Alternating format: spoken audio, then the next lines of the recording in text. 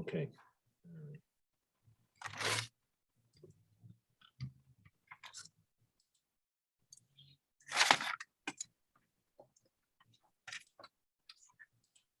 All right, so good evening, everyone. I want to thank you all for joining us on this roundtable.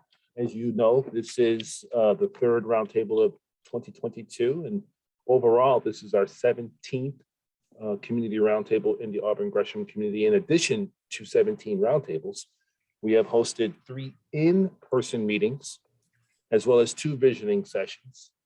And so that is 22 overall meetings, an unprecedented level of engagement that we have fostered here at the Department of Planning and City with this specific community. And I have said many times before, and I'll say it again because I truly believe it, that this is in the Invest Southwest portfolio among the best, if not the best, community with all of the investments that we're making, that the city is leading in partnership with our agencies and stakeholders. The level of resources that have been allocated to this community, both in 17 and the 21st wards, is tremendous. And, you know, we have created a platform for all to share, to have their voices heard, to provide the city with the direct access to your concerns, issues, and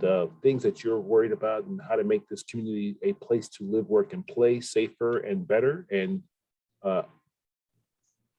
I want you all to know that that commitment on our part will continue.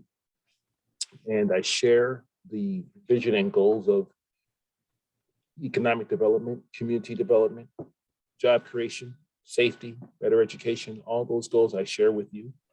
And from my position here at the department, I am committed to making sure that you all have the platform to speak, to let us know what you guys want to have happen. And we continue to work in collaboration. And I am just, again, I want to make sure that you all know that we are working hard here to not only serve the taxpayers, but specifically in this community to make this a neighborhood that becomes a destination. All that being said, I want to first give an opportunity to Sean Flynn, who is the new Chief of Staff for Alderman David Moore, to greet you and introduce himself, as he has just jumped into the role. And Mr. Flynn, Sean, why don't you say hello and welcome to the roundtable. Yes, sir. Thank you, Patrick. I appreciate it. Hello, everyone. As Patrick has said, my name is Sean Flynn. I am the new Chief of Staff for the 17th Ward for Alderman Moore. I'm not, thank you, Norma.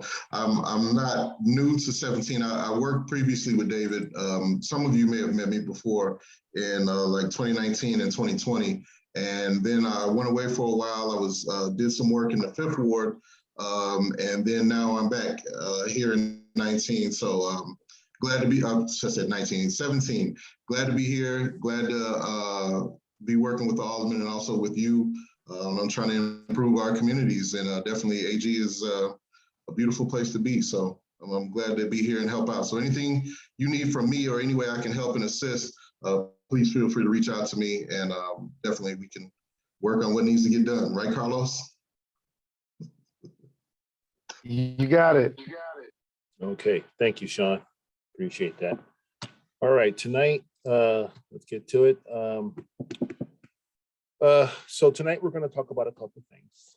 Obviously, we have the floor for open discussion afterwards, but I want to make sure that we're focused on these 2 things tonight as our deliverables. We're going to introduce our new corridor manager, and we're going to provide an update on some of the things that they're working on. And then I want to reintroduce to you our planning consultant, our planning study consultant, and the team, and they're going to go through some updates for you this evening. So with that being said, I want to introduce to you Caroline Rendon, who has been leading the corridor manager process citywide from LISC. And so she's here tonight to give us a brief announcement and introduce our new corridor manager. Caroline Rendon, welcome to the roundtable. Thank you, Patrick, and good evening, everyone. I'll be very brief. I've been at your roundtable a few times, and just want to sort of give the background a little bit, I'm a program officer at LISC Chicago, and we're the program administrator for the corridor managers. So there's one organization, community-based organization in every single Invest Southwest neighborhood that's kind of taking on some of the boots on the ground type work that that is involved in Invest Southwest. And so I'm very happy to bring on Greater Auburn Gresham Development Corporation as the new corridor manager for this, for the West 79th Street corridor. I don't think that they need any introduction in this group. I think they've been the corridor manager in many ways for a number of years. So just happy to bring them on formally in this role under this program. And that's so I'll let Norma and Carlos take it from here. Thank you. Thank you, Caroline. Good evening, everyone. It looks like our group is growing, so that's good. So I want to thank LISC and of course DPD, the alderman. Sean, make sure the alderman knows we gave him thanks too for entrusting being an Invest Southwest corridor manager team. And we are a team. We're a small but mighty team. So those of you who don't know me, I am Norma Sanders, the Special Initiatives Director and the director of a really, really cool special initiative economic development project called Always Growing Auburn Gresham, or Auburn Gresham Always Growing, kind of whichever you're comfortable with. And we believe in serving the community. So we're really happy that you're here. We value your opinion. You know, you are no stranger to us. And I want to introduce a corridor manager, you know, extraordinaire, his small but mighty team that we now will be able to grow. Mr. Kaim Anderson has been managing this district and doing a lot of the work behind the scenes and quietly, but he always has something profound to say. So Kaim, please introduce yourself, our district manager for the 79th Street corridor and more across the neighborhood. Hello, I am Kaim Anderson, program manager for SSA 32 and SSA 69. For those that don't know, an SSA is a special service area or business district. GADC manages two. One is SSA 32, which spans from 79th and Dan Ryan or Lafayette to 79th and Marshfield, and SSA 69, which spans from 80th and Ashland to 95th and Ashland. Having grown up in the Auburn Gresham community, there was at one point, for those who have lived in the community much longer than me, since the 60s, there was a lot of blight at one point, but there was also a period where our corridor was vibrant. There were businesses everywhere. It was walkable. And that's something that we at GADC are passionate about seeing reoccur in our community. I'm very passionate about making sure that happens. Norma and I, we mentor a lot of business owners. We consult with at least 120 a year. There are a lot of businesses interested in coming to our corridor. And between the two SSAs, within the past 12 months, at least a dozen or more businesses have popped up. And we look for a dozen or more businesses to come. And we will do everything in our power to make sure there are no vacants on our corridor. Thank you. Awesome. Thank you, Kaim. And last year, for those of you who actually did participate in quite a few of our roundtables, heard about this inaugural Chicago prize that was $10 million that was awarded to Auburn Gresham. And it was a collective effort because what we did was we submitted some projects on your behalf that have been in our quality of life plan since its inception in 2016. So I am really excited that Patrick has finally let my leaders of Always Grow at Auburn Gresham present justice, you know, for the next 15 or 20 minutes or so you can get an idea of these fantastic businesses that are coming to the Invest Southwest corridor. And you will hear from Erica Allen, who has built something very fantastic that is our partner project with the Chicago Prize Always Growing Auburn Gresham on 650 West 83rd Street. And you're going to see as we evolve this neighborhood and really the Invest Southwest quarter starts lighting up, you're going to see that connection to this project that she's about to give you an update on. So with no further ado, I would like to introduce Erica Allen, who is the co-CEO of Urban Growers Collective and a co-president and president of this new Green Era Sustainability Project. So Erica, as you're coming up, I don't think I can say anything else nicer about you. Oh, you could if you really, really tried, Norma. No, thank you so much, Norma, Carlos, GAGDC, and of course, Patrick. I know he's been waiting patiently for me to come on to these meetings and share some of the progress that we've made. And I'm excited to share with you all just some of the progress we've made and just kind of get you all excited about how we're lighting up over at 650 West 83rd and how it connects to all of the other Invest Southwest investments, both here in Auburn Gresham, but anywhere that there's somebody who eats food and doesn't want it to go into a landfill, and that we're able to take that food and grow more food and create more jobs and more environmentally sound communities. So I'm going to share a little bit about Urban Growers Collective, because I think it's important to know what kind of spurred on this project. Our approach is really this kind of threefold, kind of this image kind of talks a little bit about it, job training and education, food access and community engagement, and how those approaches allow us to really begin to chip away at the structures that have created food inequity. We have a very strategic approach to creating pathways that really, ultimately to eliminate structural racism. And we believe the way to do that is through economic development and to kind of re-embrace some of the ways that wealth was built in this country through agriculture, by finding ways to, to generate capital without harming the environment or exploiting people, which is really, kind of the ultimate problem to solve, while also creating restoration. So, to that, our why is to really address food waste, hunger, and inequity, so that we really have, a sustainable, healthy community and thriving environment to, raise our children, for, to have clean air, to have, thriving, beautiful herbs and horto, which is our city's motto, city in a garden, that we're really able to do that. And we can do that by simply just recirculating energy. And energy comes from a variety of different sources, electricity, et cetera, but all of that has to be fueled. And we have chosen to really close the loop on this kind of energy production by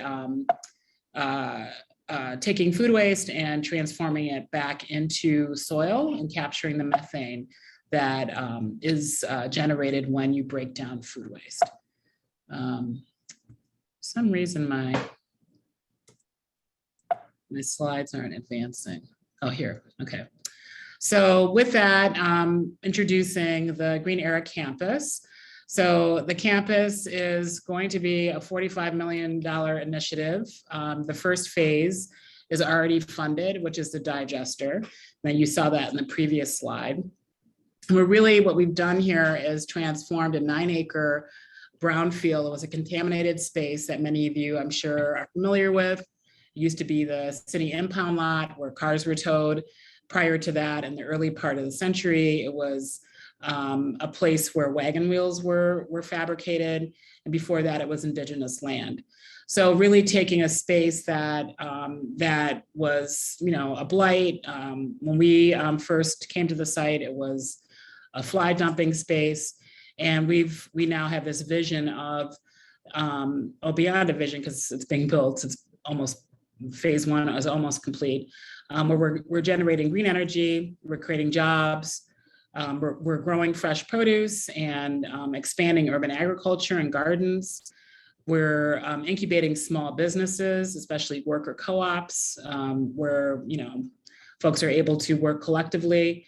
We're providing educational programming for all ages, and that we're beginning to do climate change research and engaging young people and folks matriculating at our city and nationally, international universities studying these things, to really make sure that we are engaging our whole community in this green era. So we took this long approach and really wanted to work in partnership with GADDC and the Auburn Gresham community, because we knew that we wanted to not do this in a place that wasn't catalytic, and that there wasn't a vision. We wanted a community that had the vision to really bring these different pieces together to address a complex problem. We wanted to uplift the entire South Side to really begin to address this kind of configuration that you see illustrated here through sustainable business and economic development through Green Era. So job creation, urban farms, community programs, creating neighborhood green space, having an anaerobic digester to recirculate the energy that we're currently just throwing away that's actually very valuable from an agriculture perspective, and primarily, and with all of our programs, supporting and inspiring youth through youth education. So using innovative technology, that's what the anaerobic digester is. It's actually a pretty simple technology once you get past the words. It's just it's a biological system of taking food waste, breaking it down through a mechanical process, and allowing little bacteria to eat away at that food waste, all in containment. And when those bacteria eat food waste, just like every other biological entity on our planet, methane's released, gas. And that gas is a renewable form of natural gas. And we create biocompost out of the material after it's been broken down, and that material is used to grow more food in our neighborhoods with our emerging urban farm community. And I think at this point, everybody through the pandemic is hyper aware about the cost of food, the importance of eating nutritionally dense food, and being able to really do that, in our communities without relying on external sources. And it's just a great way to build community and to really create intergenerational communication and healing. So we really see this as not just for our community here, but as a model for how folks across the world could begin looking at their local resources. So this image really kind of talks about the constellation between sort of the Chicago, Auburn Gresham, the individual, looking at from a national perspective, and how we're really a shining example of how racial justice shows up through positive environmental impacts, job creation, economic boosts, public health, through healthier lifestyles and a healthy lifestyle hub, and really creating sustainable, walkable neighborhoods, all through activating an engine that is constantly making green energy by recirculating the food that we're eating and the scraps, and growing more food, and just really creating a perpetual energy biosystem. So location and context. So that's what we're doing. So this is where we are. We are at 83rd and Wallace, between Vincennes and Halstead. We're right next to Mahalia Jackson Park. There's this kind of, I'm sure you've all seen that big pile of scrap metal that's in this little area here. And then Simeon Career Academy. So we were really strategic about being in a spot that was already manufacturing. We're right next to Diamond Waste, who's the only Black owned waste hauler in Chicago that's MBWE, and who we're hoping to really work closely with to build more entrepreneurial opportunities and employment. So this is what the site looked like when it was transferred to our not-for-profit. It was full of wood chips. It was this is actually a pretty clean site, like shot right now. It was piles of people's, I don't know, empty apartments. It was all kinds of interesting debris that we began to clean up. You can see some of the rail debris, just really a blighted space, unused and contaminated. And we started to initially just clean up all of that debris, lots of support from the 21st Ward and the Green Team with JGDC. October, starting to do more of that site cleanup. You can see the transformation in November of 2020. Some of the, this is over the winter. You can see the basement and some of the infrastructure being put in place for the digester tanks. Walls went up last spring. This is pretty kind of a dramatic day. You can see some of the UGC team and Norma walking through here. I think Carlos may have been here that day as well. These walls went up in 3 days. Then we were, starting to lay out the foundation for the tank. You can sort of begin to see the roadways coming and going. Trucks coming in will be coming in through Wallace, the community coming in through the park side, the front, the 83rd Street area. And this was August, inside of the building, outside pretty much complete, one tank up, pavement. November, second tank up, the farm quadrant in place. This is actually up about 10 feet, so it kind of looks out over the digester space. This will eventually be a vertical farm, high tech, so that we're able to train and support a new generation of urban farmers and with the skill sets and the ability to utilize AI and innovate. And then this is from November. The mayor came out and visited, and you can see some of our favorite people in this picture. This just gives you an idea. This is a picture I took right before the tank was sealed and was beginning to be waterproofed. Just the enormity of the space. So that's all stainless steel, state of the art. This is the kind of this ice cream paddles, one of the engineers calls, slowly turns to mix all of the food waste that'll be coming into this tank. So this is just to give everybody an idea who may be learning about this project for the first time. This has really been a 20-year process.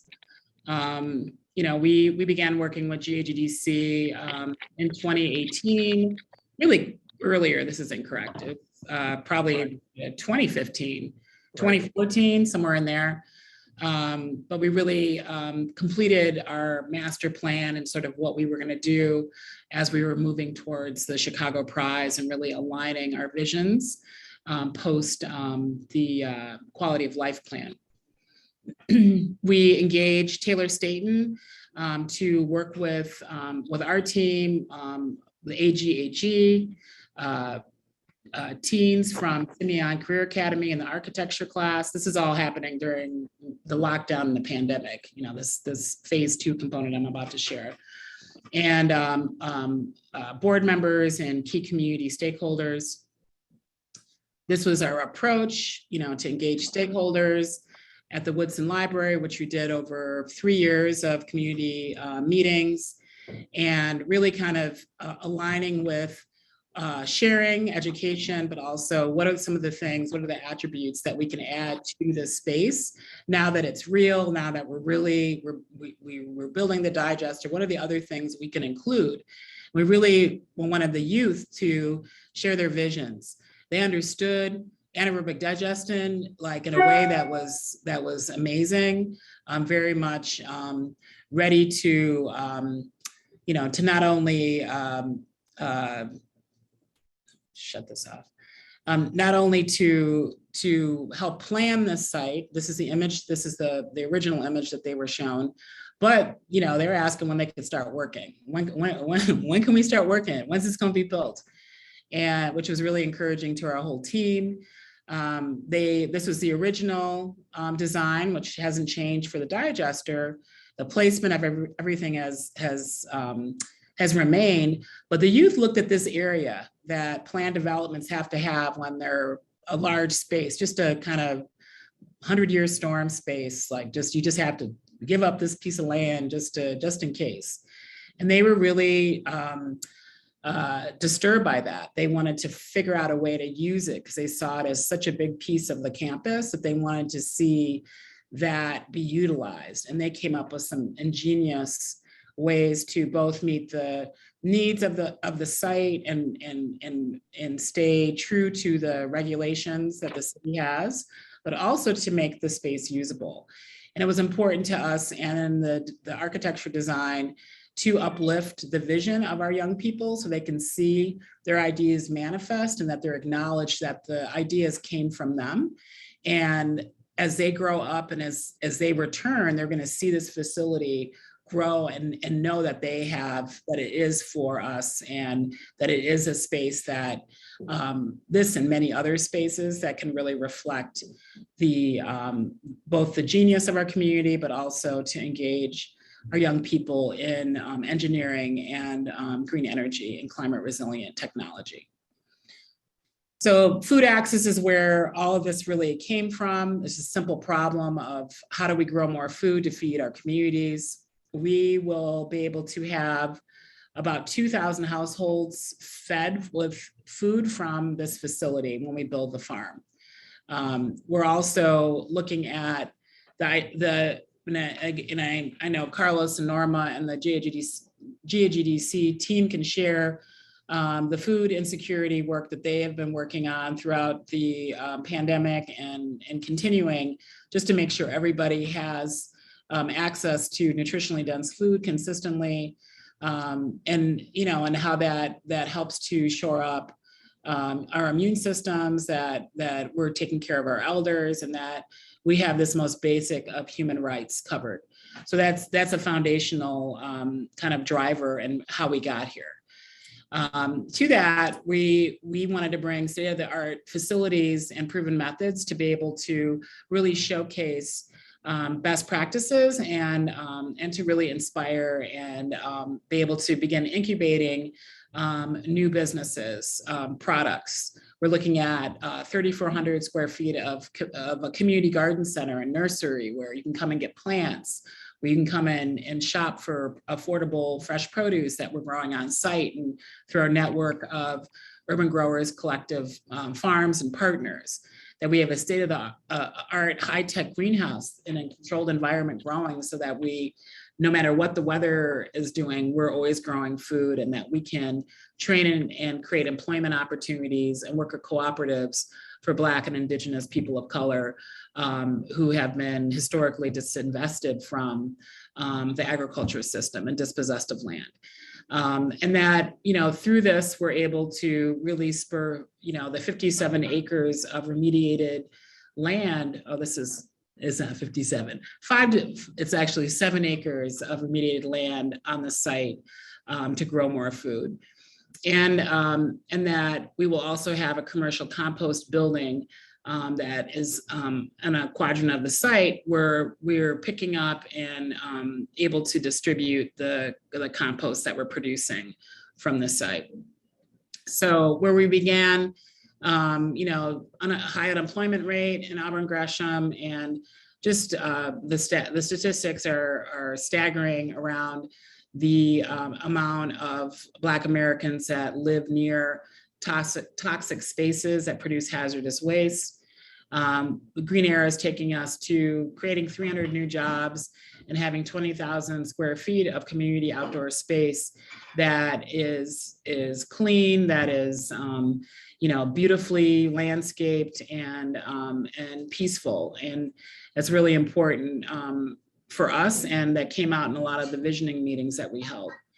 And we're also looking at the job creation and education through the community education center that is going to be constructed, 35,000 square feet, that having testing kitchen, classrooms, offices, and meeting spaces for all of our programs and partners, that edible forest and walking trail and that green space that the teens and all of our contributors to the visioning process created open amphitheater for performances, spaces to co-create art, having productive landscape, edible forests for recreation, education, and the creation of a thriving urban ecosystem.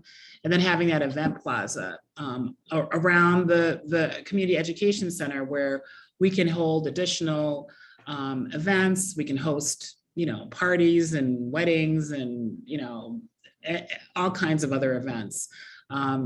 As folks come in to the community who want to, this is the event space all through here.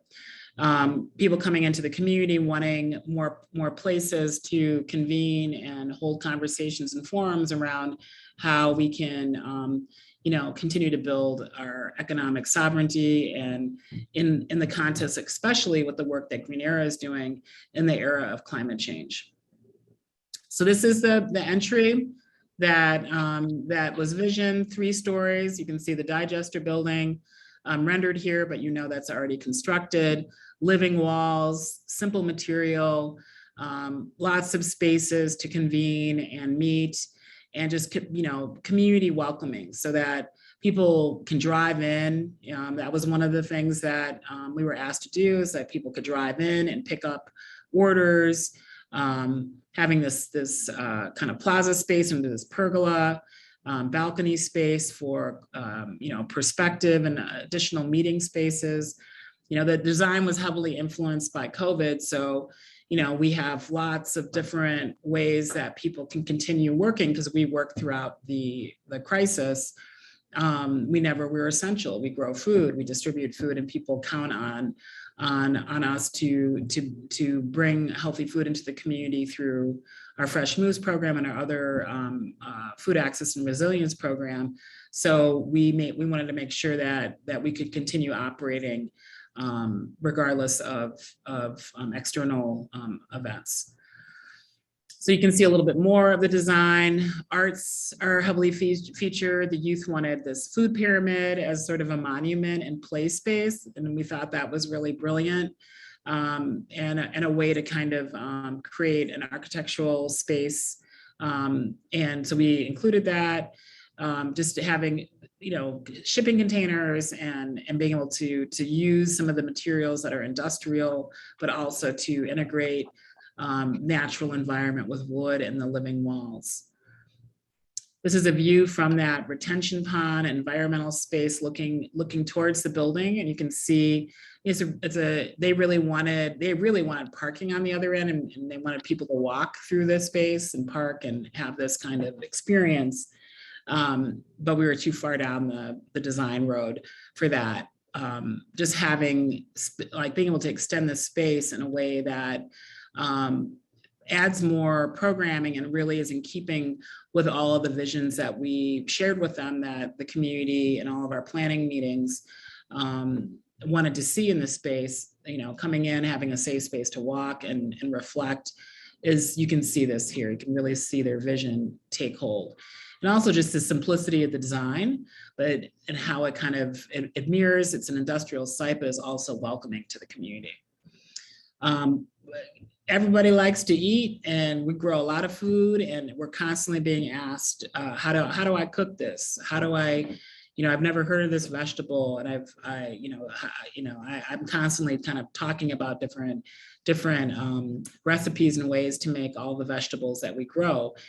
We also partner closely with a worker-owned co-op called Shy Fresh Kitchen that's opening their first worker-owned commissary at 70th and King. We're really excited to be able to work with Shy Fresh and some of their worker owners to be able to replicate their program and support culinary entrepreneurs at this space. This also mirrors some of the things that are happening at the Healthy Lifestyle Hub. So that's another really just amazing way that we can support that training and just more and more consumption of this nutritionally dense, healthy food that we're going to be growing on site and distributing through our Fresh Moves program, which will be headquartered here, along with this rendering of a healthy, farm stand and retail store that's both produce, value-added products, local grains, artisanal products made by food entrepreneurs in the community, grab and go foods, also, reflecting the businesses that are going to be incubated along 79th Street and at the Healthy Lifestyle Hub. And just to be able to have a place to come and hang out and get a healthy meal and congregate and be in community, because we have that designed plaza. People can just come, grab a salad, grab a wrap, walk out, vegan. We're going to have all the foods, the omnivore foods, vegan, etc. And these are just the entities that are on campus, 2 not-for-profits and the for-profit, which is the Digester. Green Area Educational NFP is the site owner and the developer. And the 83rd Street LLC is where GAGDC, who is the largest Class B equity owner of this project. And I think that's really important. It's important to our strategy to build community wealth, that the investment that GAGDC has made in this project is strategic in both, creating sustainable funding for its programs, but also to serve as a model for how not-for-profits can become sustainable by supporting these kinds of businesses within our community. And I think I've run out of time because I talk way too much. I just invite you all to learn more about programming, visit our website, at greenerachicago.com. There's information about careers, and if you have feedstock, meaning food waste that you would like to see come to this facility, or any other ideas, we welcome them. Also, you can visit Urban Growers Collective and learn more about our 8 farms and how to get involved in our programs, and to learn more about what we're going to be activating at the site once the Community Education Center is built. Thank you, Erica. You did take all Carlos's time, but that's okay. He's had 17 meetings to talk. But that's okay, because he does host an update on Fridays at 6 p.m. It is our Greater Auburn Gresham Rapid Resource Information Line. But we do want him to be able to present, but he does have another event he has to make by 7 o'clock. And so what we're going to do is, Patrick, if it's okay with you, to just move on with the agenda. And glad everybody got a chance to see, what's unfolding in Auburn Gresham and the connection to the Healthy Lifestyle Hub. So I'm just like uber excited about this collection of projects. But as you can see, we are out of time. So is that okay if we can let our other presenter, Carlos, are you okay with that? Am I on? Yep, totally fine with me. I think, and maybe, yeah, it's fine with me. We can certainly at the next meeting do a deep dive on the Healthy Hub if that's okay with everyone. I just wanted to kind of reaffirm a couple of wonderful things Erica said. Our 2 projects collectively, as the Always Growing Auburn Gresham projects, the Chicago Prize, in addition to planning around the adaptive reuse of Calumet High School. So you residents will hear more from Norma on that. But the things that are guiding principles around these projects for our communities were really job creation. And you heard the numbers from Erica, and you'll see at our next presentation about 150 living wage jobs in the Healthy Hub at full occupancy, access to health and wellness, obviously the Healthy Lifestyle Hub, development without displacement. Erica and the team took a 9-acre brownfield site and is developing this nearly $50 million project. Wealth building, which is critical and crucial. Community ownership. You heard Erica mention GAGDC as the largest Class B investor. The revenue generated will allow us, the organization, to fund a variety of comprehensive projects like the home ownership support that's so needed for you homeowners that need to be able to age comfortably in place and continue what Linda Johnson's been doing providing, grants to homeowners related to, roof repair or maybe HVAC equipment and other areas that we can strengthen this bungalow belt. And then of course, the GAGDC owning and operating the Healthy Lifestyle Hub, and then sustainability. We are looking toward the future, and Auburn Gresham will continue to always grow. And so I do have a couple, I can answer some questions as I am in motion. I will be in motion headed to DuSable Museum as we are fundraising for Sherman Dilla Thomas, the urban historian, Auburn Gresham's very own. So. All right, I will, so thank you, Erica. Thank you, Norma. Thank you, Carlos. That was impressive. I was captivated. I have been waiting a long time. Yes, we should finger snap that, clap for sure. The Green ERA project, although the city is not a financial funding partner, that is formerly owned city land. We were able to provide the zoning through a PD for that site, and it is impressive, the job creation numbers there. I love the local partnership with Simeon High School. This is really an Auburn Gresham's own kind of project, and I hope that everybody here understands that Erica, Carlos, and GAGDC and Urban Growers Collective have made that commitment to really sourcing this thing locally to make sure that people right here in the community and in our neighborhoods are working there, are benefiting from these sustainable technologies, and that, again, this is, leading from the front.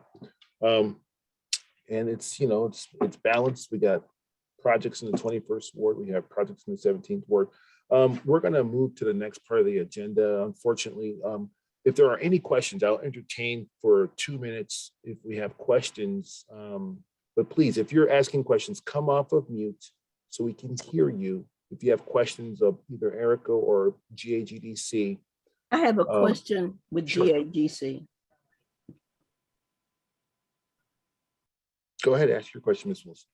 Yes, this is about 2 or 3 meetings prior to this one. We were promised that we would have a presentation from GAGDC about the services and tenancy that would be in the building, at that building.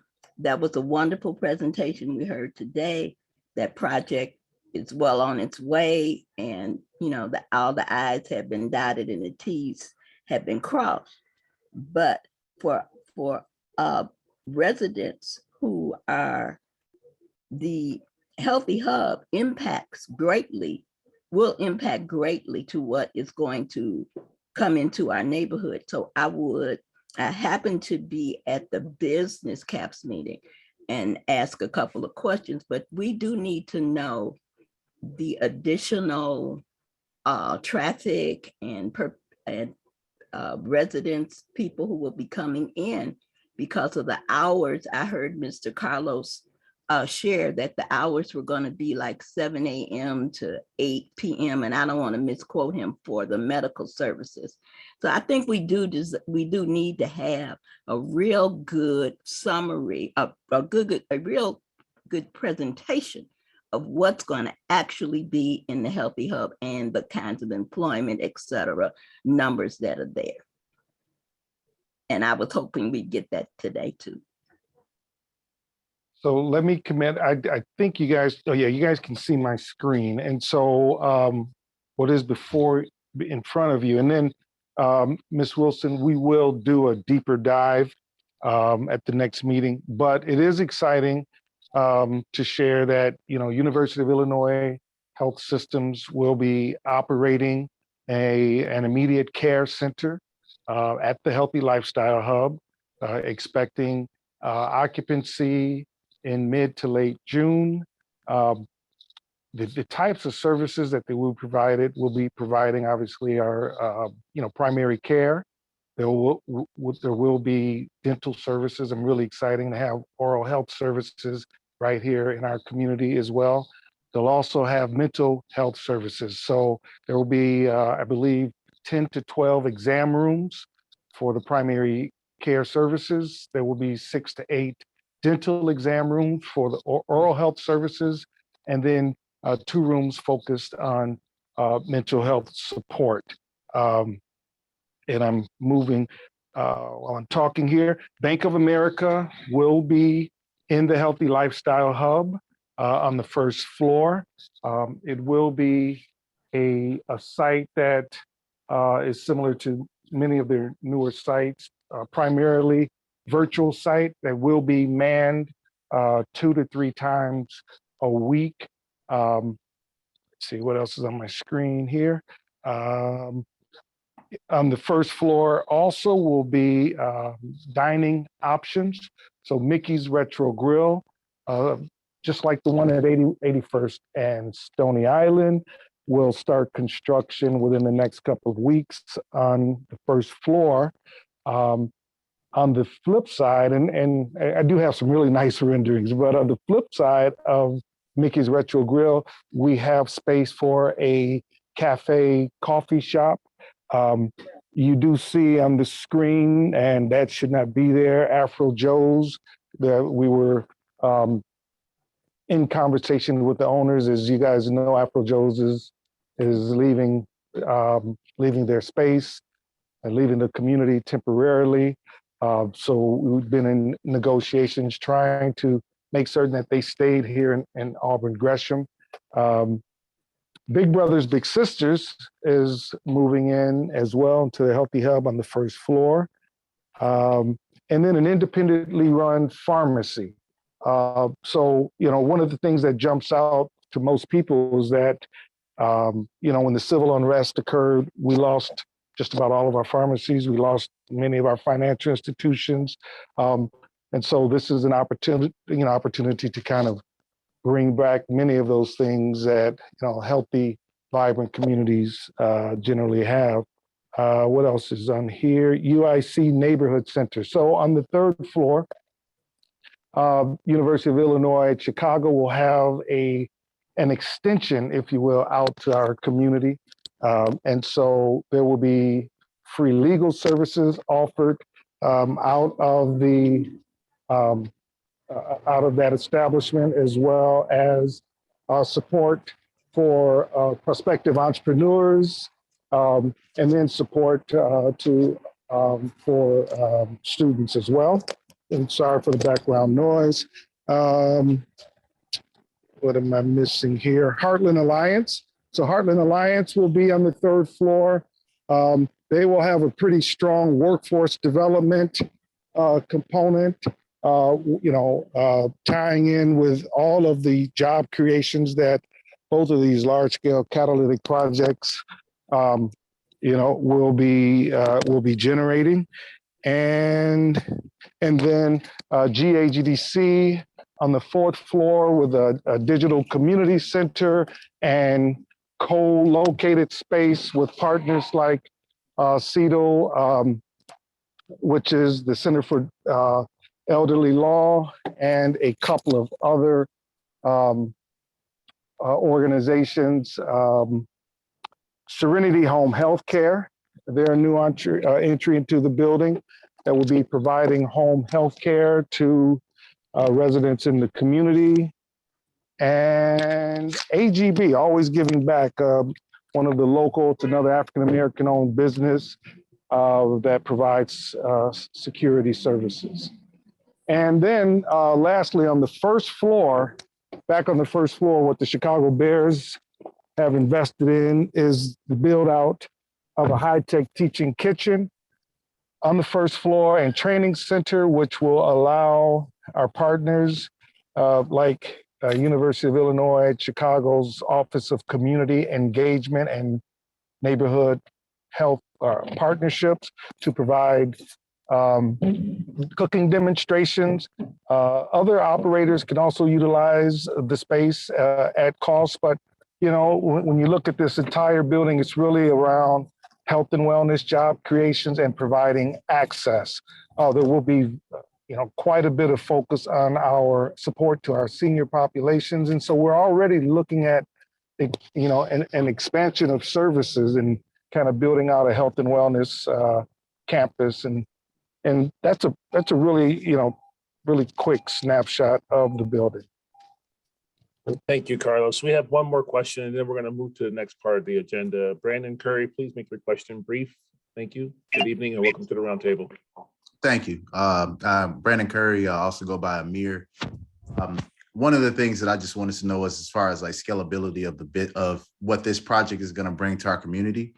And really, so I'm a business owner. I just recently purchased available space downtown Chicago, but I would like to be able to down the line be able to open up a office or somewhere along the lines in the community. And I just wanted to know as far as what is down the line as far as community plans in order for me to be able to achieve that in a safe, environment, because I work in jewelry, work in jewelry and high-end retail space, and love to bring that to the community as far as the skill sets and 3D design sketches that I might be able to show students. Well, I'll take that, Patrick. This building is pretty unique as when, we'll be opening up, looking for a ribbon cutting and kind of directing it, Ms. Wilson, mid to late July. But we're opening up with about 90% occupancy, which means there is the potential space for an additional business or so, if you're looking for 2,000 square feet or less. Security is something that, the building will be a secure building, with security on site, as well as GHDC maintains a private security that patrols 79th Street from the Dan Ryan to Marshfield as well. So, give us a call and we look forward to embracing you in the community, whether it's at the Healthy Hub, whether it's, anywhere between the Healthy Hub and the Digester and everything in between. And one last thing I wanted to mention, Patrick, is we are also looking to more jobs, looking to create a mobility hub that will allow for residents to, have parking access, to ride their bikes, hop on the CTA and ride a shuttle service that will drive around the communities, connect to the metro station, the new metro station at 79th and Lowell, the Healthy Lifestyle Hub at 79th and Green, the Digester at 652 West 83rd Street, and the Renewable Energy Campus, and all of the businesses in between, whether you're, a brewer's coffee and custard, or whether you're going to make a jerk, and all the other businesses that will be proliferating as this development continues to grow, or these developments continue to grow. Okay, thanks, Carlos. I appreciate your answers. I hope that the folks on the call here do as well. I see you are satisfied, Ms. Wilson. Thank you, Mr. Curry. Hope you were as well. Share your information. Listen, everybody, Carlos just told us he didn't have time, but he just gave us the whole menu. Okay. All right, Carlos. Don't give him the microphone. All right. Before I'm driving now, Patrick. See, I'm rolling now. That's it. I'm headed to DeSable. Yeah, good luck on the fundraiser this evening, and I hope you guys hit your target. All right. Thanks. Before we introduce our next partner, I would be remiss if I failed to, and I forgot to, introduce or just mention that our Main Street America partners are on the call as well this evening, and we welcome Gustavo Uriz, who is here this evening representing Main Street America. Thank you for joining us, Gustavo. Good to have you here. That's another component to what we're trying to accomplish here in all of these Invest Southwest portfolios, in this corridor in particular. And we really anticipate that this program will be jumping off this year and next. And so we look forward to that partnership actually, yielding fruit in partnership with our corridor manager and the Department of Planning and you all in the community. Now, I'm happy. So thank you, Gustavo, for joining us. And hopefully you guys heard and saw the credibility that our new corridor manager brings to the table with all the work that they've done in the past and will continue to work and lead projects in the future that make this place a great community. I am happy to now reintroduce to you, you all met them at the last roundtable in February, Housing Levine and Associates. the Department of Planning, in partnership with our friends at Metro RTA, and Michael Horsting is here representing the agency this evening. Michael is my colleague, and we've been working very closely for over a year. As you remember, the idea to do a planning study for this community was fostered with a few, initial questions that were raised by the aldermen for our attention to consider, investigate, and learn. And then from that, with respect to truck traffic going down 79th Street and how that was really affecting our infrastructure.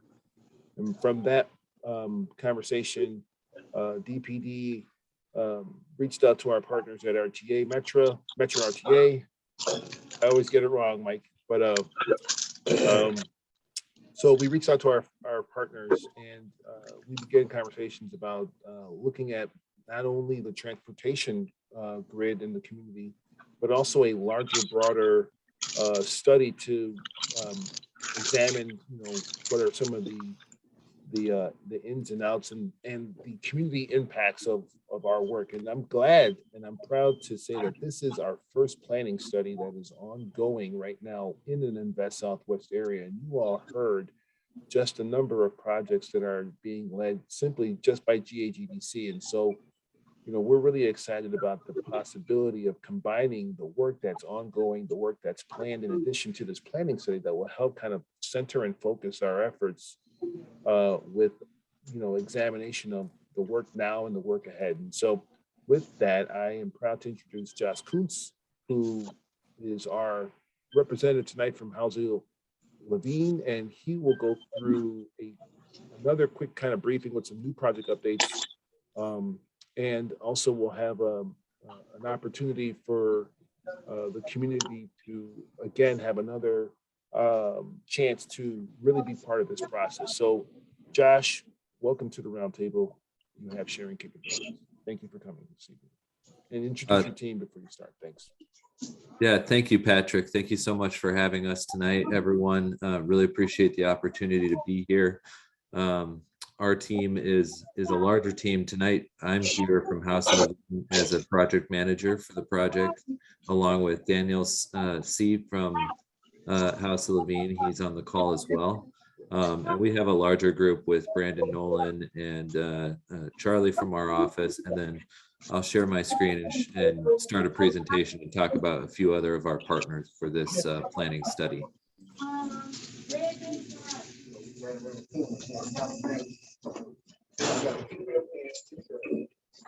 So that's his face.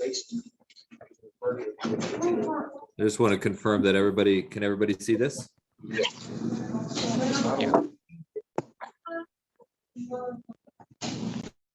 Okay. So the Auburn Gresham 79th Street corridor plan.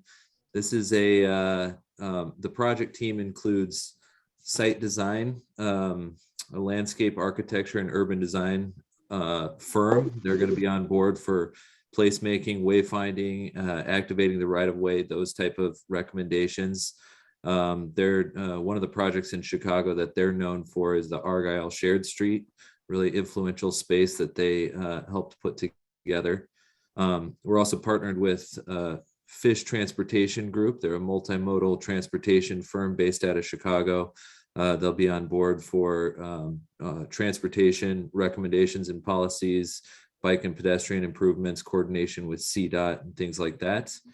We're working with Ware Realty Group. They're a strategic real estate and economic development firm based out of Chicago. We're excited to be working with them on the corridor to really make sure that any policies and recommendations that come out of this planning process are based in economic and market realities to make this an actionable and usable plan.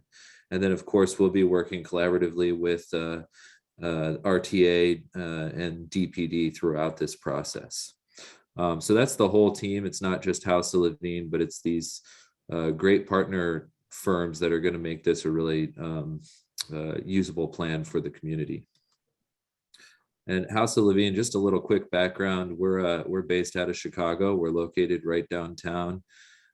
We do urban planning studies all over the country at all different scales, from citywide comprehensive plans to small site plans, zoning ordinances, and a lot of streetscape and corridor plans. So we have a lot of national experience, but it's really a special opportunity to be able to work right in our own hometown here in Chicago. It's exciting to be working with you all on this particular project. And you can see there at the bottom, it says we're innovative and fun. We take our work extremely seriously. Any project that we come to, we are going to approach it with the most serious and deep dive look at all the issues, opportunities that are facing the corridor in this particular case, but we don't really take ourselves too seriously. So we like to have fun and really become connected to our projects and have a lot of fun as we do this work. The study area for the project here on your screen, you can see this is 79th Street between Vincennes and Ashland in the Auburn Gresham community area, and then South Halsted from 77th to 83rd. Impetus for this study really is some of the key things that we just heard. We heard an excellent presentation about green ERA. That's an impetus for the project right down there on near Halsted and 83rd. The other exciting things that are happening along this corridor, new metro station near 79th and Wallace coming in, the Auburn Park Station, the Halsted bus corridor enhancement project running for about 11 miles on Halsted, improving transit from 79th to the Pace Harvey Transportation Center. And then some of the recently announced mixed use development like Evergreen Imagine. So there's a lot going on in the corridor. A lot of that was already covered tonight.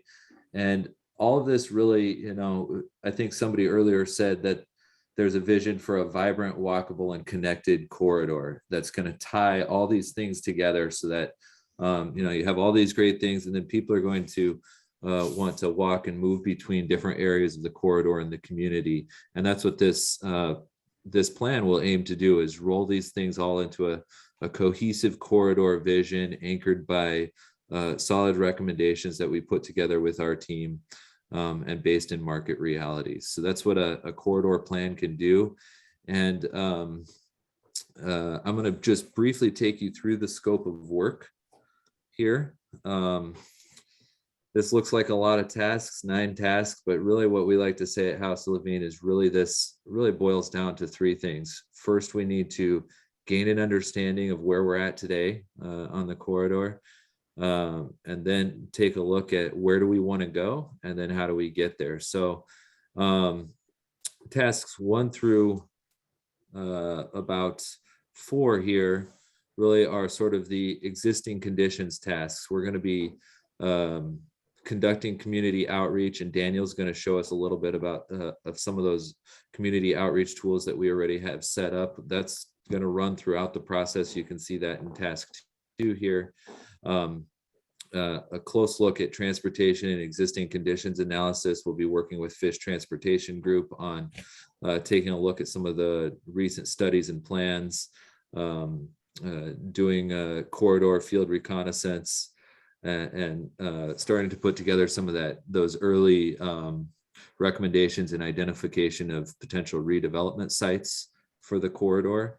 And all that'll come together in a sort of concise existing conditions and opportunities summary.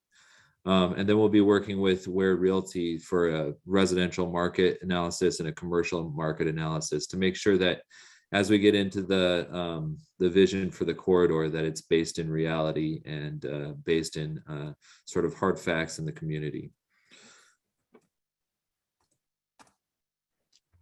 The design guidelines, really this is the where do we want to go. So after we've established that baseline of existing conditions, we'll work with the community to draft a vision and guiding principles in the corridor, conducting a corridor visioning workshop with the whole community. Hopefully we'll be out in a exciting and fun workshop to start to put pen to paper and really start to talk about where we want to go.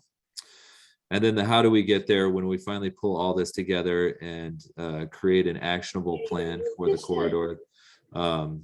That's task 6 through 9. The next thing I want to do is just make a little plug for the steering committee here. This is really the plan ultimately at the end of this process. It absolutely cannot be a House of Levine plan.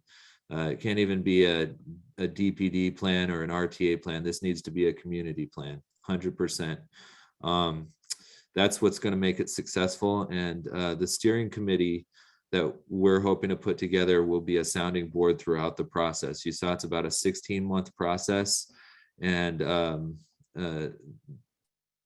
to have continuity throughout something, something like this, a detailed study on the corridor, we're going to want to have regular check-ins with the community. So we're anticipating that a small steering committee will act as a sounding board, provide a public face to the planning process, promote public participation at those events when they occur, and on online outreach, and then review key plan elements along the way. Anything that we produce will sort of be ground truths with the steering committee to make sure that it makes sense for the corridor and the community. Steering committee formation, we want to leverage the existing stakeholders and build on all the momentum. I mean, we heard about so much momentum earlier tonight, and we want the steering committee to really build on this great momentum that's happening. So we'll be working with the Greater Auburn Gresham Development Corporation, GAGDC, DPD, RTA to put this committee together and make sure that it's the right committee for the project. Patrick, did you want to stop and talk a little bit about steering committee formation here? Beyond this, kind of put out a prompt, or should we keep going with the website? Oh yeah, sure. Let me just do a quick commercial. I just dropped in the chat. Can you all hear me? Yeah, I can hear you, Patrick. Folks, I can't stress how important this is. This is yet another opportunity for the community to engage and be at a high level of participating in the decision-making process of what happens in your community. As you all know, the roundtable here is a platform for your voices to be heard. We have an $11 million investment in the CDOT streetscape that has engagement as part of that. This is another opportunity for you all to be part of this planning process, which is going to be really, like Josh just said, a process over a period of time. So things will be changing as they're happening. We need to have your voices as part of this movement here. So if you are interested, please drop your name and contact information in the chat. We'll call all this information together. We will be reaching out afterwards for those who volunteer this evening. Remember, our goal is to build a committee of community stakeholders, members of the neighborhood, residents, homeowners of all, business owners, about 11 to 15 people. Thank you, Mr. Evans. You are the first. And so, yeah, just continue to drop your name in the chat. We really want to let you know and make sure you feel that you are needed on this process. Yeah, thanks, Josh. We'll be here for questions afterward, obviously. I'm going to let Josh get back to the presentation. Thanks, Patrick. Yeah, so the steering committee ultimately champions of the plan throughout the process and all the way through to adoption once we get to adoption of the plan. Next thing I want to just do a quick preview here of is the project website and some of the online outreach tools. We're all online tonight. It's a way that increasingly I think people are participating, and this is a combination of online, in-person, combination of online and in-person outreach is crucial to the success of any project. So you can participate from home on your own time, and then you can also come out to community events when they're scheduled. I'm going to ask Daniel to do a little walkthrough of some of these tools, and I think these will be available to you very, very soon. Thanks, Josh.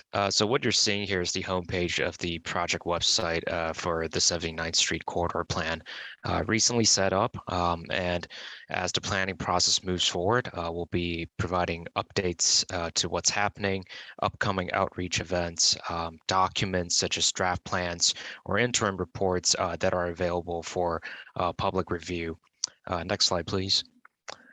And take this project website as like the project's information hub. The left's image here is kind of gives you an orientation of what the plan is, what's it about. And like Josh said, we've set up 2 virtual outreach platforms. One is the community questionnaire that you're seeing on the right image. It's really an online survey just to help us right at the onset of the project, just to get your perspective on what's the issues and opportunities facing the 79th Street Corridor study area in Auburn Gresham. You can, through the project website, you can go access both the questionnaire and the second one that you're seeing now is Map Social. So Map Social is an online interactive mapping platform that we've developed in-house. What you're seeing here is if you go to the map gallery, you have a map online and you can place different dots around the map just to show spatially where the issues and opportunities are. So like community assets, key transit destination. Next slide, please. And here's an example of one of our past Map Social projects. It's in, I think in Fort Dodge, Iowa, where we had a pretty good response rate from the community. And you can see like the legend, each types of dot representing a specific issue. And really it's just people having fun and from their own local knowledge and just placing these dots everywhere. And it has been incredibly useful for us to geographically locate where issues and opportunities are located. Next slide, please. And to use Map Social, you do need to create an account. And once you've created your map, placed your dots, your maps are available for the public to see. So here's an example of our past projects where we had pretty good turnout, and you can see what other peoples are thinking in terms of their perspective of issues and opportunities on the study area. Next slide, please. I also do want to say Map Social is both, you can use it on your laptop, your tablet, as well as mobile phone. So it's a very versatile platform to be using it. Here's kind of like a project spotlight just to show like how many participants created their maps at a number of comments. Next slide, please. And part of the Map Social platform is we have some mechanisms, widgets embedded just to kind of help quickly summarize what the top key comments that people are thinking. So here's an example of a word cloud. So you can see some of the big highest frequency word that they use is like street, roads, neighborhoods, access to parks and open space, access to transit. So project website, community questionnaire, Map Social, these are kind of like the virtual outreach platforms that we've set. And as the planning process move forward, we'll be having a lot more updates on the website. And it will be great on the onset that, if Patrick is good with us publishing these links for the folks to start putting their input and start creating these maps and responding to surveys. That's all for my end. Hey, Daniel, can you drop the link for the website in the chat? I sure can. Yeah, so folks can kind of start messing around with that and kind of seeing and having fun. All right, go ahead, Josh. Yeah, so that's a challenge to everybody on the chat tonight. Please, now that you have the link, go ahead and share it widely and create your map.social account and take the survey. And we'll be in touch through Patrick with next steps for the process. So we're really excited to be kicking this off with you all, and excited to be working in the Auburn Gresham community and supporting all the great things that are going on, and looking forward to the process. So thanks again for having us. Thanks, Josh. Thanks, Daniel. I have seen a number of folks respond in the chat with their information. Thank you very much. I have so far 9 names. Please know that if you don't get a chance to drop your information this evening, you can email me at Patrick Brutus at City of Chicago. I'll drop it in the chat for you. Before we go to any open question, I just want to remind you of our time. I will go to 7:30, which is over our time for this evening. If there are sufficient a number of questions that need to be addressed. But before we go to open discussion, I just want to offer the Alderman's office if there are any updates from the 17th Ward.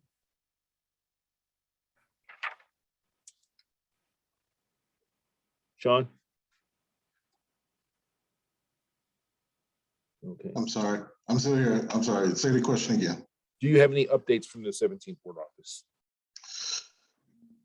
In regards to this project, no. In regards to what's been going on at this point, not that I can share at this point. Me and Carlos had a brief conversation yesterday about some stuff, but nothing that's ready to be shared at this point. We're supposed to be, I don't know if this is, I guess, pertinent, but we're looking to meet with the residents of the 79th area around the metro station and speak with some of the residents, I believe, from Emerald, Low, and Parnell, just in regards to construction, the things that are coming, the things that are expected. But that's really about it. We'll keep you posted on that, but that's probably the next thing on the horizon. Thank you, Sean. All right. Are there any questions this evening for any of the presentations that you heard tonight from either GAGDC, Erica Allen, the planning study team, DPD, RTA, the Alderman's office? Are there any other questions that we can entertain this evening from anyone from the audience? Hey, Patrick, this is Norma. I don't have a question, but I thought maybe since we're on this journey together, that the campus is actually Green Era. Like it's the new Green Era, not ERA. It does not have an acronym that stands for anything. It is Green Era. Okay. Okay. All right. Thank you.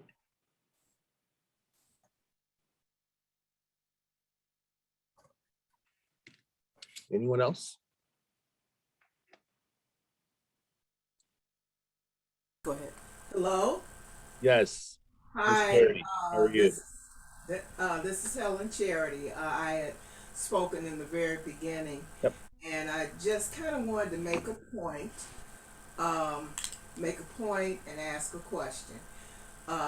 When Elaine, Ms. Wilson, had asked you the question about the agenda, to me, your answer was kind of roundabout, and you really didn't answer it, and it was kind of like an answer you gave to a kid, which we know generally in a pretty formal, so to speak, business meeting, an agenda is not a problem. So maybe from here on in, unless it's something I'm not understanding about sending out something like that to a number of people, 100 people, whatever, you can just send the agenda. And then the second thing was, now I was primarily here and listening. I still have a real big problem with the idea of parking. I have some other problems, like our main problem, like those of us who live within walking distance of the Healthy Hub, the parking and that building that's going up. I still can't see why that wouldn't be a parking lot when you're talking about thousands of people coming in. I got a real problem with that. That goes to whoever, the GADC, the alderman, whoever. Now maybe at the end, this is the end of this meeting primarily, I'm suggesting, but maybe that can be addressed directly. Because that parking over there at the Healthy Hub, that's about 20, 25 parking spaces. And you're talking about thousands of people coming in from time to time. So we here in, quote, the neighborhood near it will be very inconvenienced. So that was my 2 points. Yeah, thank you. Thank you, Ms. Charity. Those are great questions. You remain to be a light, a beacon of light in the community, and I appreciate your input. I don't know if Kaim's trying to speak, you're on mute, but I'll let GAGDC jump in on this answer if they so choose. But let me answer the parking concerns that you have first before I talk about, the agenda concern.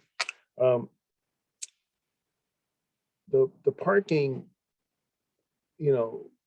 what we don't know is what we don't know, right? We don't know if the parking is actually going to be a concern. I mean, what we do know that this is a transportation corridor. We've got the most busiest bus line in Chicago on the 79 route. We've got folks who will be able to walk to the Healthy Lifestyle Hub, that live within, a certain number of blocks, very much in close proximity. We understand this is a, corridor that we're adding density to. So I hear your concern about that, but what I want to continue to remind people is that the new project that we're building across the street from the Healthy Lifestyle Hub will have parking included in their project. And there will be some spaces, that will be reserved or, committed to, the community, and the Healthy Lifestyle Hub will have use of that as well. So there's a plan to be in partnership with the Healthy Lifestyle Hub to try to help relieve, the potential that exists. Although yet again, I want to remind you, we don't know how much the traffic impact will be until these buildings are up and running. But I don't want to give too much away, but we are trying to always keep that front of mind in the event that that becomes an issue, to see when and how and where we can solve for that. So, you have and others have made that a point for us to be mindful of, and we remain, committed to thinking about how parking, could be a situation that we need to, examine and resolve. So we're looking at it. We will continue to look at it. Just let me say that we don't have any answers right now for your worst case scenarios, for anyone's worst case scenarios, because we don't actually know what that is. Mr. Burgess. Yes. I hear you are being quite astute in answering and, addressing a very difficult problem. I live on the block, and it's not a situation of we don't know. I know that when just the people who are working on the building that they are constructing, the Healthy Hub, when the workers were there was no parking on my block. From the time they started at 7 until they left about 2:30.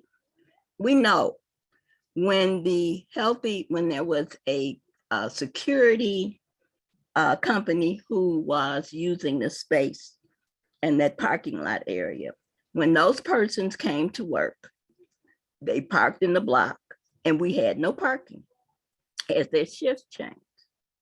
When the public aid building occupied the site, there was no parking on the block until they left, but they left at the end, of a work day. So we do know, for those of us who live on the block, we do know what we know. So I understand that all of these things are going to go on, but we just need to have some way to address the challenges, because people who are ill do not take the bus to the services. They are typically driven to the services. People who live in the buildings that are going to be constructed, they are going to have visitors. All of them may not have cars, but some of them will. And then we have the long hours from, I think Mr. Carlos shared at his CAPS meeting, from like 7 a.m. to 8 in the evening. People are going to be coming. The social service people, the work people from the University of Illinois, the employees, all of these people are going to require parking. I think I do not have to be a member of Mensa to know that this is going to be a challenge for the neighborhood. Now, what we're going to do to solve it, I don't know, but for us to act as though it is not a problem, I think it's a bit ingenuous for those who actually live in the neighborhood. Because I could not, there are days I didn't move my car because I knew I wasn't going to be able to get a parking place. So, I mean, but I understand, I don't own the street. But we just need, I hear you say you're listening, and I know that's what you have to do. But it's going to be a problem that just has to be addressed. And I know you can only deliver the message that you have to deliver. Well, Guy, I this is- appreciate you. Yeah, I'll let you go, Norma. This is Norma. I know it wasn't quite clear because Carlos was moving a little bit, but trust me, this is what he goes to sleep every night worrying about and trying to solution around. I agree. I and feel his that. staff, and you know that, Ms. Elaine. I feel that. And so one of the options that he described with having, a service that was available, not just go to business, but we're working on how to get that to connect to some parking as well. We have a couple of options. Metra's parking lot, because that is a long-term project.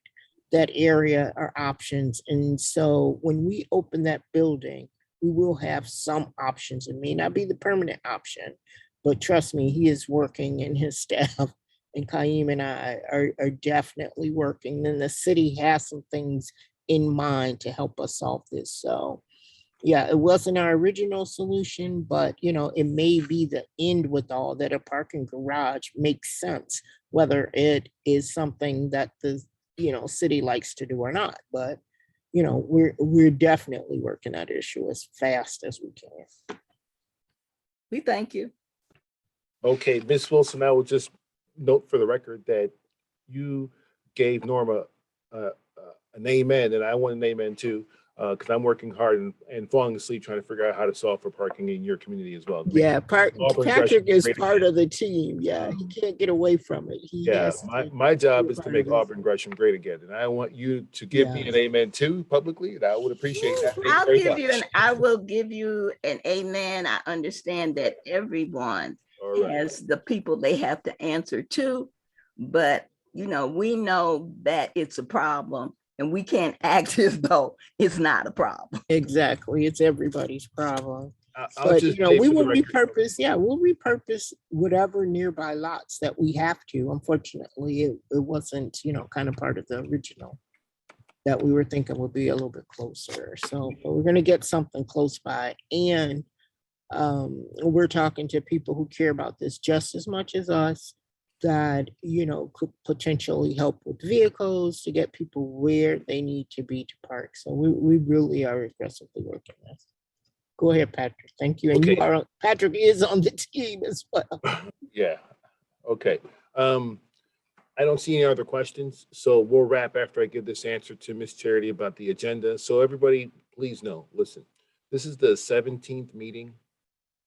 I don't give an agenda. I have never given an agenda beforehand. So why is that? You didn't like my answer, Miss Charity. That's fine. It's fair. You didn't like it. I try to give you a better one here that'll hopefully send you home happy. But here, let me tell you why I don't send an agenda. All right. I don't want to give too much information out to the media, because they're going to write a story about Auburn Gresham and Block Club Chicago tomorrow about XYZ, ABC 123, and it won't be the same story that I would have written. And we can deal with the aftermath of that. But what we can't do, and what I don't want to do, is to deal with the before math of that. That's the same answer I gave. And so I'm going to try to just change it up a little bit here. I'm not trying to put out there that here's the agenda for this evening. 2 or 3 days or even a week before, so that, you know, folks don't come because it's not a topic or a subjects that they don't want to hear about. My hope is that these roundtables actually increase in participation. I know we can get over 300 people. We have had 300 people attend this meeting in the past. Tonight we had a high of 47. I'm happy to have 47 people come because I still think that in an average kind of outpaces some of the participation on other roundtables in other communities. And so for me, Auburn Gresham continues to be one of the best attended community roundtable neighborhoods. But if I start putting the agenda out, my belief is that either I'm going to cause a spike or I'm going to cause a drop in the attendance. Plus, I'm going to give, you know, certain folks who write stories about what we're doing in this community more ammunition to write the wrong story. That's just my take. My role here is to manage the roundtable. That's a task that I've been given. And, you know, what I could do is maybe get the Zoom links out and the invitation out, you know, probably a little sooner, maybe 2 or 3 weeks out, so that folks can have it and put it on their refrigerator, their calendar, or their data books, or their iPads, or their Mac Pros, or whatever you guys use, or whatever we use, Outlook, or what have you. I can do a better job with that. I'll own that if that's an issue for some. But I probably won't be putting out the agenda before the meeting. And I've heard this concern before in the past. I'll continue to listen, and but that's just my feeling based on the experience that I've had over these last almost 2 years now of, you know, managing this roundtable, working with you in partnership, and, you know, providing a platform for those to speak on the issues that concern you the most. And I think for so far that works, you know, understanding the slight nuance of people wanting to know. But at every meeting, I put the agenda up at the beginning of the program, and I go through it, and we bring the, you know, professional folks in here. We talk to community, we bring in our partners. And I think what we've been able to do so far over these 22 plus meetings is have very robust items for us to discuss, so that you all know that I'm working hard, the city's working hard, and more importantly, our partners across agencies and our neighborhood partners are utilizing the time that we spend with them to bring the best in quality development for the neighborhood, to make sure that we make Auburn Gresham a live workplace that everybody wants to become, everybody wants to come to, because we've successfully created, you know, destinations for people across the city to come to this neighborhood on the south side. So that's my long answer. I hope that was a good one. And again, I appreciate everybody here signing up, and we'll be sending you an email. We've got about 10 people, and I think that's an awesome place for us to start. 11 people, sorry, we have 11 people. And, you know, I will commit to working with our new corridor manager, even better than what we've been working in the past. And, you know, I hope you all share the same level of excitement that I do, that we have a tremendous level of investment here. There's a lot of money pouring into this community. There's a lot of jobs that are going to be created. There's a lot of opportunities to keep all that revenue, that income, that money right in our neighborhood. And, you know, we want to avoid leakage by creating, you know, retail and commercial, so you don't have to leave this neighborhood. And on the other big stuff, we're going to get to those things too. So I see Devon, good evening. I'll let you have this last question, and then we're going to wrap and close, and then we're going to say goodnight. So, Mr. Gordine, how are you, sir? I'm fantastic. Thank you, Mr. Brutus and your staff for putting on this community engagement on behalf of Black People First Party. Is there a way that we can review any of these materials? Is there a website or somewhere we can get more information so we can provide that information to our members, please? Yeah, there will be a link. Every roundtable that we've hosted has been put on our website as well as our YouTube page. So in a couple of days, once we download this from the cloud, we'll provide a link, we'll share it, and it'll be on our DPD YouTube page. And so you'll be able to, you know, get a rebroadcast of that presentation. We don't typically send out all the documents. You know, we have made some exceptions, depends on the material. but this will be on YouTube, and so you'll be able to replay this to any and all who are interested and want to see what happened here this evening. With that being said, yes, the grocery store, we're working on it. We're working on it. Okay, we're not going to stop until we have an answer for that. We've got a couple things we're already cooking. Can't talk about it right here though, but we are working on the grocery store. We know that it's a need. I want to thank you all for joining us. I want to thank RTA, our partners, House Hill Levine, Main Street America, GAGDC, Erica Allen, especially for giving us a very clear update on the important project going on that's going to be a generator for jobs in the community. And you all, most importantly, I want to thank you all for hanging out for an hour and 40 minutes. And I will see you all at the next roundtable. The next roundtable will be April 28th at 6 p.m. And we'll plan to meet again then. And for those of you, again, who signed up to be volunteers on the steering committee, you will get some outreach from us in a couple of days, and we look forward to working with you on this project as well. Thank you all. Have a great night, and I'll see you next time. Thank you.